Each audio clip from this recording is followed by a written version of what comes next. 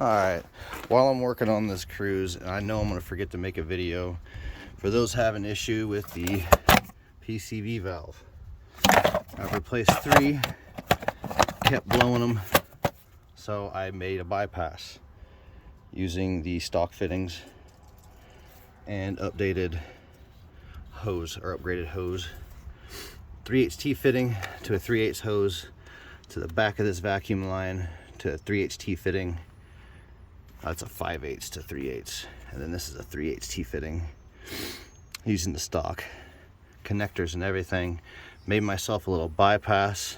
I did not install the check valve, the one-way valve, like cruiserepairs.com suggested. Haven't seen any issues with that so far, but it has fixed that PCV valve issue.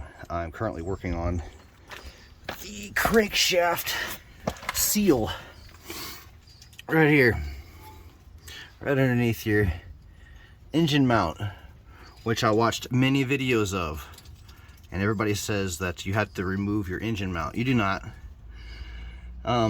There's a number of things you're going to need to remove this wheel well. Some sort of Torx, I can't remember the size, trim remover or screwdriver to pop them little pop thingies out. But I just wanted to show everybody that you do not need to remove your engine mounts at all to get to that crankcase seal.